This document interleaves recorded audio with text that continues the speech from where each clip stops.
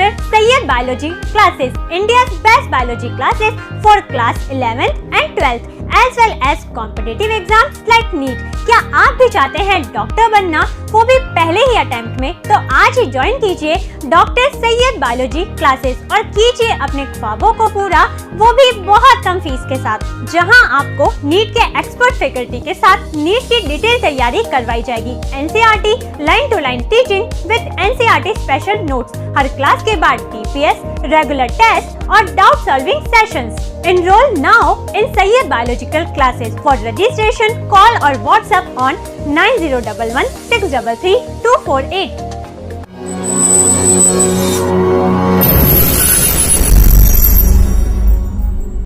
एक बड़ी ही पुरानी कहावत है कि बिल्ली दूध पीती है तो आंखें बंद कर कर, और वो ये समझती है कि उससे कोई देख नहीं रहा है, और जब उसके सर पर जूता पड़ता है तब उसे मालूम होता है कि उसे देख भी रहे हैं और सब ने ये जान भी लिया है। मैं बात कर रहा हूँ परभनी महानगर पालिका चुनाव का, जो बिगुल बज चुका है। 2022 की काउंसिल में किस तरह से शुरुआत से ही खिलवाड़ किया जा रहा है, और इस तमाम रचना के अंदर जो SC ST और दूसरी तरह से खिलवाड़ किया गया है, इसको उजागर करने के लिए जो ऑब्जेक्शन दाखिल करने की डेट रखी गई थी, लास्ट डेट 20 जून की, जिसमें लगभग 50 से ज़्यादा ऑब्जेक्शन दाखिल हो चुके हैं। और इसमें यहाँ पर पिछले 12 जून से ज़कात फाउंडेशन ऑफ इंडिया के सहायक निदेशक परिसीमन मोहम्मद वसीम सागर साहब पिछले 12 दिनों से परभनी महानगर पालिका की रचना के ऊपर एक स्टडी, उन्होंने पूरी तफसीली स्टडी की है, और इसमें किस तरह से धांधलियाँ की गई है, किस तरह से लोगों को इसमें फंसाया जा रहा है, लोगों के साथ नाइंसाफ़ी की जा रही है।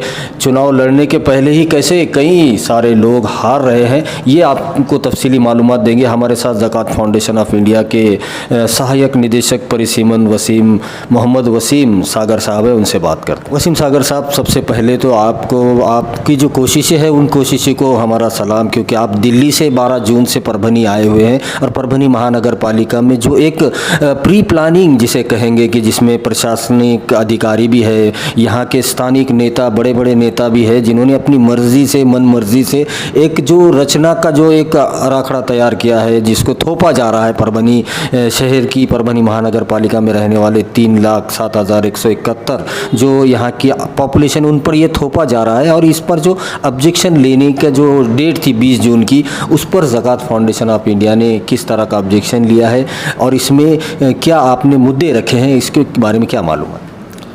हाँ, मैं आपको सबसे पहले बता दूं कि स्थानीय लोगों की मदद से हम लोगों ने 20 तारीख को जो है ऑब्जेक्शन दायर किया।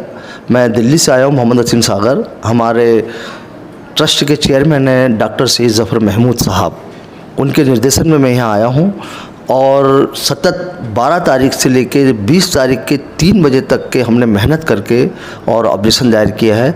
हमने लगभग परभनी के पूरे टोटल वार्डों के ऊपर, प्रभागों के ऊपर हमने जो 25 के ऊपर मुद्दे उठाए, और इसके अंदर एक चौंकाने वाली जो है बातें सामने आई हैं कि किस तरीके से चुनाव के पूर्व वार्डों के अंदर SC ST की आबादी को डिसेंडिंग ऑर्डर और असेंडिंग ऑर्डर में रखा जाता है, जिसके कारण आगे भविष्य में वही वार्ड रिजर्व होते हैं और वही वार्डों को आरक्षण से मुक्ति मिलती है। ये खेल पहले से ही खेला जाता है।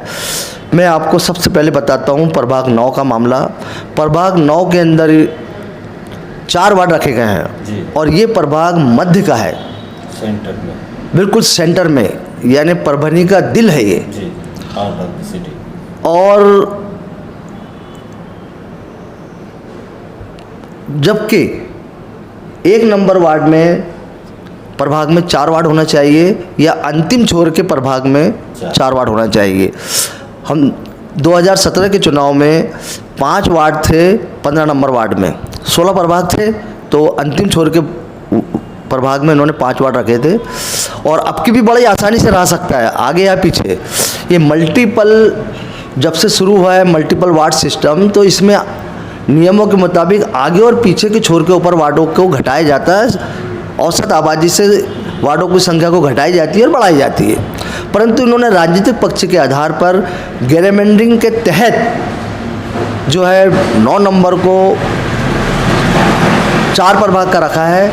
वहाँ पे 3 रोड क्रॉस किए गए हैं, 2 50 फीट के रोड है, एक 50 का, एक 60 का और एक मेन रोड है, और एक इसके अंदर खदान है, और खदान को लांघते हुए इसका व्यास भी सबसे बड़ा है क्षेत्र है।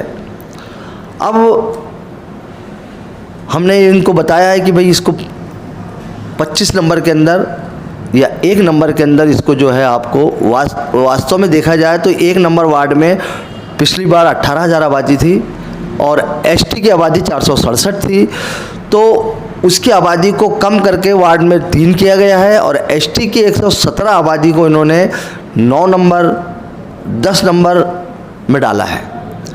अब उसकी आबादी हो गई है 250, 117 एसटी की आबादी को माइनस करके 9 नंबर में डाल दिया, कुछ 10 नंबर में डाल दिया। अब वार्ड जो है डिसेंडिंग ऑर्डर के अंदर 6 नंबर प्रभाग को कर दिया गया, वहाँ 1 वार्ड एसटी के लिए रहेगा, क्योंकि वास्तव में वार्ड 1 नंबर में 1 वार्ड एसटी के लिए होना चाहिए और प्रभाग 4 वार्डों का होना चाहिए। अब ये एक वीआईपी क्षेत्र है, 1 नंबर के अंदर वीआईपी लोग रहते हैं, वार्ड भी वीआईपी है, तो इस तरीके से इसके अंदर प्रशासनिक दृष्टि से स्थानीय लोगों की मदद से संविधान को किस तरीके से कमज़ोर किया जा रहा है। वास्तव में परिसीमन की प्रक्रिया एक महत्वपूर्ण प्रक्रिया है, जिसमें उस क्षेत्र के रहने वाले नागरिकों की राजनीतिक, आर्थिक एवं सामाजिक बुनियाद निर्भर है। इसको सबको ख़त्म कर दिए। 1992-93 में जो संविधान में संशोधन हुआ 73वां 74वां, उसका मुख्य उद्देश्य ये था कि छोटे छोटे समाज को सत्ता में भागीदारी मिले, रीजू राज मिले। ये रीजू राज को ख़त्म करने पे तुले हैं।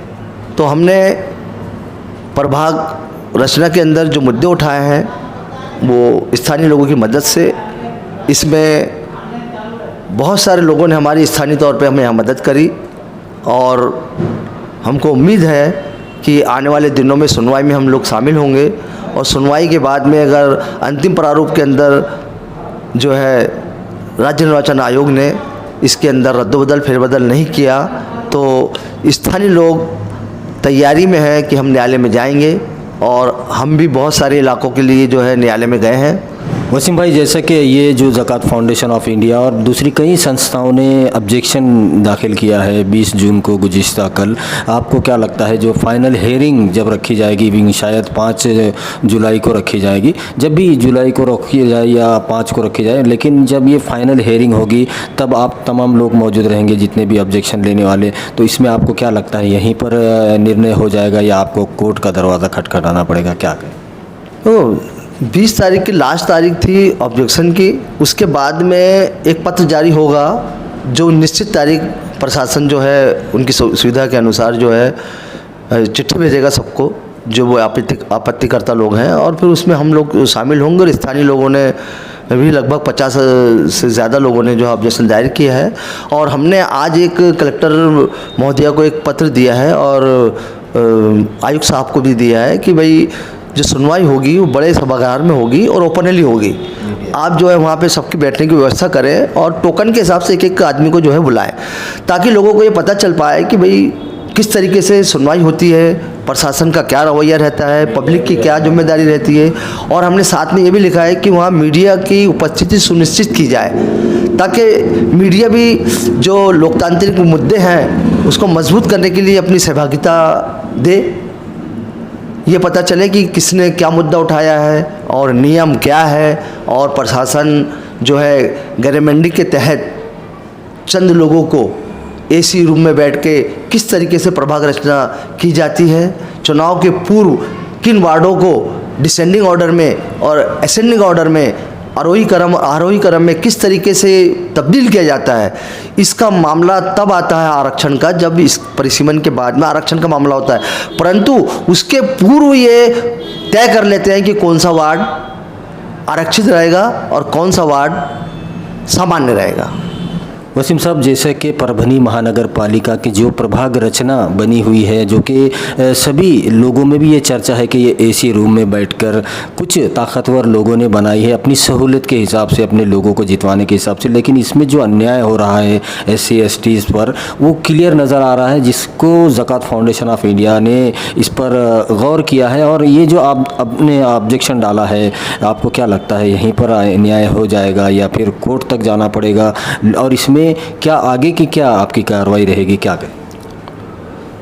हमने हमारा जो ऑब्जेक्शन है उसके अंदर हमने सुप्रीम कोर्ट का हवाला दिया है कि SLP नंबर 11190 2020 में 3 मार्च 2022 को एक आदेश पारित हुआ है।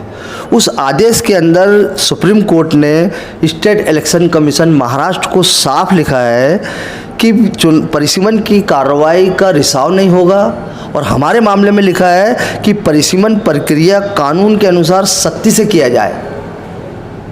ये 2 चीज़ का उल्लेख है उसमें, एक तो उसका चुनाव परिसीमन करते टाइम उसका कोई रिसाव नहीं होगा, और दूसरा उसके परिसीमन के नियमों का सख्ती से पालन किया जाए। ये स्टेट इलेक्शन कमीशन को सीधे संबोधित किया है सुप्रीम कोर्ट ने, और यहाँ पर संविधान को भी कमज़ोर करने की सतत कोशिश की जा रही है, और सुप्रीम कोर्ट की किसी भी बात को नहीं माना जा रहा है, नज़रअंदाज किया जा रहा है। उसका सामने मामला ये है कि SC के 9 वार्ड आरक्षित हैं, पिछली बार 8 थे, और 8 में 5000 से लेकर 4000 की आबादी लगभग थी, और अभी 9 वार्ड SC के लिए रिजर्व हैं, जिसमें मात्र 1 वार्ड में 4000 की आबादी है, बाकी की सब आबादियाँ असेंडिंग ऑर्डर में लिया है उन्होंने। 5000 का कोई भी वार्ड आरक्षित SC का नहीं है। मतलब सीधा है कि SC के क्लस्टर को भी तोड़ा गया है और उनकी EB को अन्य प्रभागों में भी विभाजित किया है। जैसे हमने ST के मामले में लिखित में दिया है कि आपने प्रभाग क्रमांक 1 की 9 EB को उसकी आबादी 9 नंबर में, 10 नंबर में और 2 नंबर में डिवाइड की है, उसको तोड़ा है, और उसकी वास्तविक आबादी जो 2017 में 467 थी उसको आपने 350 की, 170 आबादी को अन्य जगह डाला, और उसकी तुलना में डिसेंडिंग ऑर्डर के अंदर 6 नंबर प्रभाग को किया, उसकी आबादी कर दी 378, 28 EB ज़्यादा है। पिछली बार 4 नंबर वार्ड आरक्षित था 2017 में, उसमें मात्र 6 EB 6 संख्या ज़्यादा थी, इसलिए वो वार्ड रिजर्व किया गया। ये चुनाव के पूर्व जो है ये सब खेल खेला जाता है, और सबसे बड़ी बात तो ये है कि इसके पूरे अभिलेख प्रशासन देता नहीं है। हमने चिट्ठी दी, उन्होंने स्टेट इलेक्शन कमीशन से बातचीत किया, फिर हमको नगर निगम ने व्हाट्सएप के द्वारा 1 से लेके 7 परिशिष्ट दी। उसके पूर्व ही हमने जो है हमारा परीक्षण करके ये पूरा तैयार प्रभाग रचना का सुझाव आपत्ति तैयार की। ज़कात फाउंडेशन ऑफ इंडिया के बारे में? ज़कात फाउंडेशन ऑफ इंडिया न्यायालय में जाती है।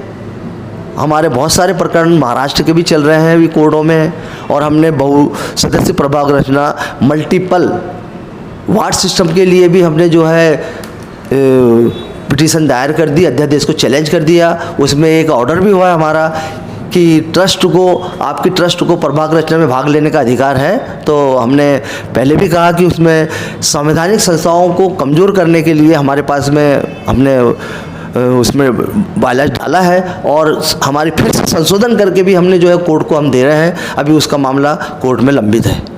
तो नाजरीन, ये थे ज़कात फाउंडेशन ऑफ इंडिया के सहायक निदेशक परिसीमन, जो कि पूरे महाराष्ट्र के अंदर जहां पर भी महानगर पालिका और तमाम चुनाव में जो गड़बड़ियां स्थानिक नेताओं के ज़रिए से होती है, ऐसे रूम में बैठकर जो अपनी सहूलियत के हिसाब से प्रभाग की रचना करते हैं, जिसमें सामान्य जो नागरिक होते हैं, जो सामान्य कार्यकर्ता होता है, जिसमें SC ST पर काफ़ी ज़्यादा यहाँ पर उनके साथ खिलवाड़ किया जा रहा है, उनका बहुत ज़्यादा नुकसान इसमें होता हुआ नज़र आ रहा है, जैसा कि वसीम सागर साहब ने बताया। और ये काफ़ी गलत हो रहा है, क्योंकि संविधान में जिस तरह से जो नियम बनाए गए हैं प्रभाग रचना करने के, परभनी में बिल्कुल उसके उलट होता हुआ नज़र आ रहा है, जिसको साफ साफ यहाँ पर ज़कात फाउंडेशन ऑफ इंडिया ने दर्शाया है। और आने वाले दिनों में महाराष्ट्र चुनाव आयोग से भी ये उम्मीद है कि ये ज़कात फाउंडेशन ऑफ इंडिया की जो ऑब्जेक्शन है उस पर गौर किया जाए और जो SC/STs पर जो अन्याय हो रहा है प्रभाग रचना के अंदर उसको दूर किया जाए, नहीं तो आने वाले दिनों में